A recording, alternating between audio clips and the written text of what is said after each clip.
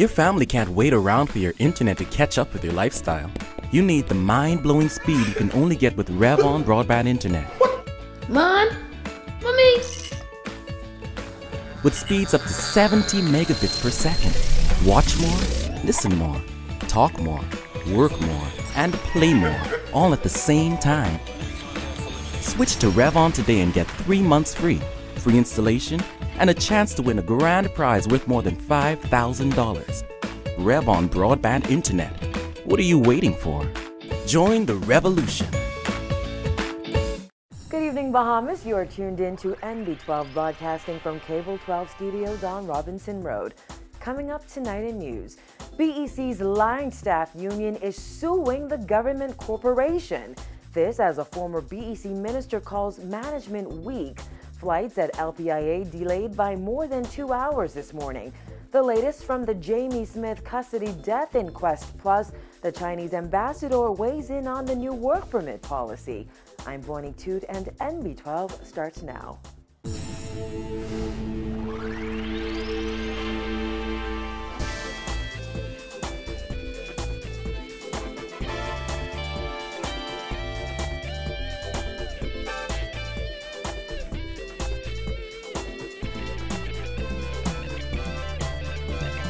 Topping news tonight, the union representing hundreds of line staff at the Bahamas Electricity Corporation took its ongoing battle with executive management up a notch this week when it reportedly filed a lawsuit in the Supreme Court. The Bahamas Electrical Workers Union is said to be suing for breach of its industrial agreement. However, BEC Chairman Leslie Miller fired back today, warning that if the cash-strapped corporation is forced to dish out any more money, employees will be fired.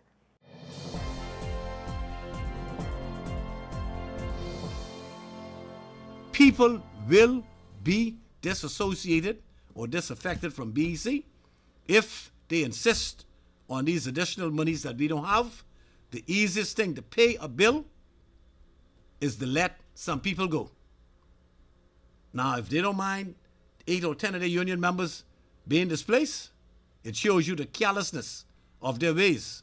Miller says BEC's board was blindsided on Monday by legal action taken by the Bahamas Electrical Workers Union.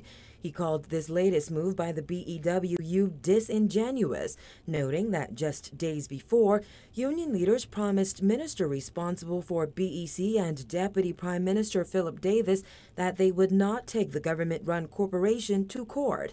Miller says the union wants rostered workers to receive a $75 allowance for each week they're rostered to work, something he says BEC just can't afford. Now, I appreciate the fact that we have a contract. Yes, we do have a contract, but these are extremely difficult times. Therefore, you sit and you reason as men and women. And we shouldn't be paying nobody extra money anyhow to work the same hours, for Christ's sake. How much is this, $75 extra a week. These people are already making over $600-700 a week. It appears to me that they just don't give a damn about the rest of the Bahamas, and that bothers me. Even president of BEC's managers union, Irvin Dean, admits he was shocked to learn of his colleagues' actions. He says he does not support their decision because he feels it is premature. Miller says BEC officials have tried to reason with the line staff union, arguing that similar shift systems have worked quite effectively at other entities, like Princess Margaret Hospital and the Royal Bahamas Police Force. Mind you, we are not asking them to put in any more extra hours, you know. We are simply saying to you, you work a 37.5-hour work week. Management and BEC must have the right to tell you what hours you will work, because BEC is an essential service. Miller made it clear that government will not pour another penny into BEC, which stands to lose $40 million this year. He says the board was recently shocked to learn that a cashier took home a salary of over $70,000. He says $28,000 of that was in overtime. A cashier supervisor, whatever she called herself, but working in that area, serving the public.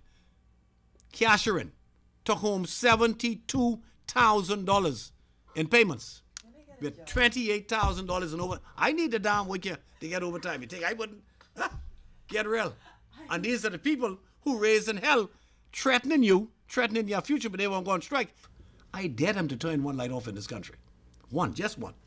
And whoever responsible will never walk back on BEC premises. I don't care who it is. The BEC chairman is urging union leaders to be responsible. Otherwise, he says some of their members will suffer in the end. This latest development comes as former minister with responsibility for BEC Loftus Roker accused the corporation's management team of being weak. He called on the government to investigate BEC's operations. Roker, who had oversight of BEC from 1975 to 1984, said he is not satisfied with the management of the corporation. I would like to send a message to the Right Honorable Perry Christie. And I would like to say to him that something is seriously wrong with BEC and that he ought to appoint an independent group to find out what is wrong at BEC so that the Bahamian public, who after all owns BEC, would know what's going on. Roker warned that if the government waits too long to get control of BEC, it may face an even bigger problem. He suggested that much of the corporation's shortfall rests on the management team. And I am not satisfied that the financial workings of BEC is being properly managed. I'm not satisfied with that at all. And I say that because they don't bring no excuse to me about no high cost of fuel. I'm paying for that. So don't bring that to me. Something else must be wrong. However, Roker said he does not agree that privatization is a solution. 5 U.S.-bound flights and hundreds of frustrated passengers were delayed for more than 2 hours this morning at Lynden Pinling International Airport after it lost power in its U.S. terminal. The Nassau Airport Development Company said in a statement that the U.S. terminal's electrical breaker, serviced by General Electric yesterday, experienced significant failure. As a result, the electricity supply at the U.S. departures terminal was disrupted shortly after 6 a.m. This prevented officials from checking in and processing U.S.-bound passengers. Bahamas Air's managing director Van Daya told NB12 today that the national flag carrier's 6:30 a.m. flight to Miami didn't end up leaving until 8:40, while its 10:15 a.m. flight to Fort Lauderdale didn't take off till noon. BEC Chairman Leslie Mitter made it clear that the corporation was not at fault here.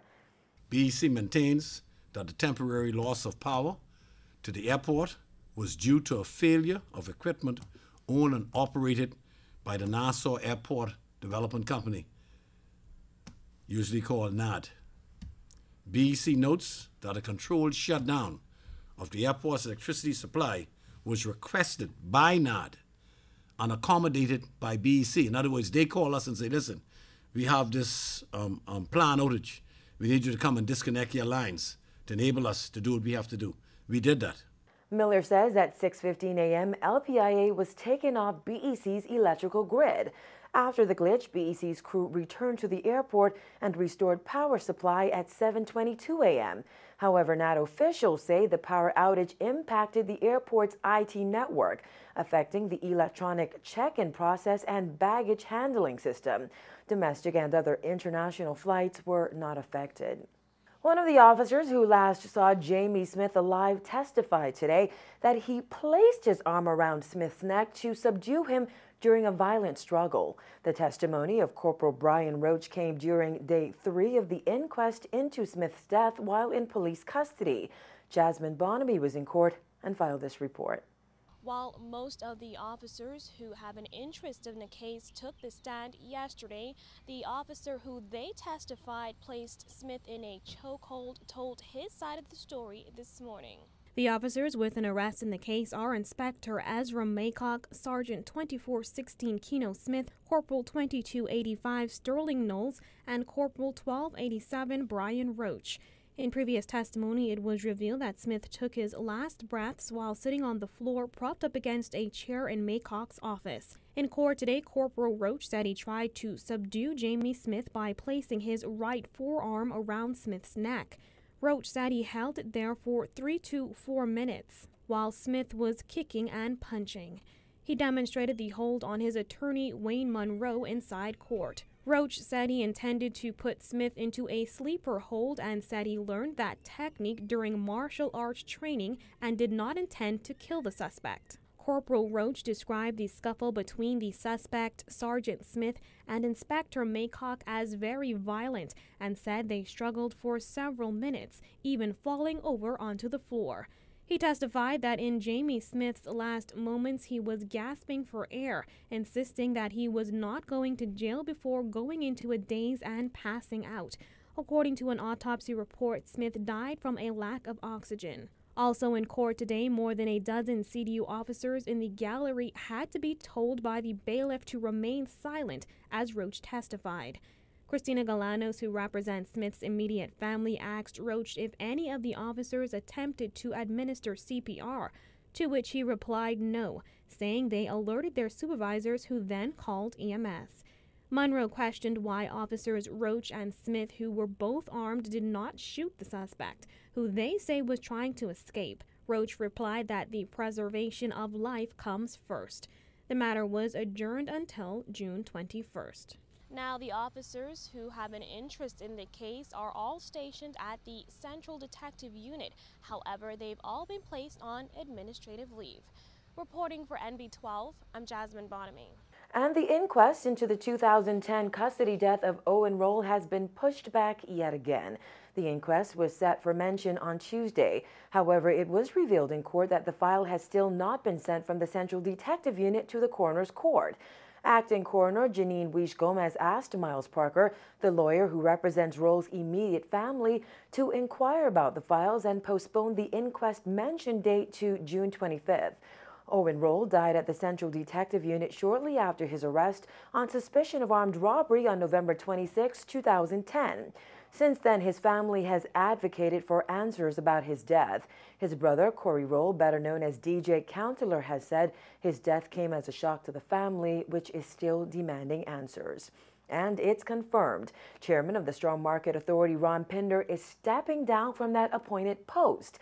This latest development comes one day after Pinder told NB12 that he was staying put and that rumors of him leaving the board were started to undermine board members' authority. Minister of State for Legal Affairs Damian Gomez confirmed that Pinder would be appointed Deputy Registrar General, which falls under the Attorney General's office. Pinder is an attorney and former PLP MP.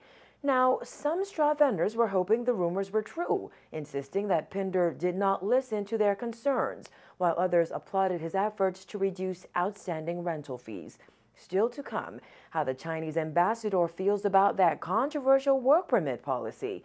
That story and more when NB12 returns.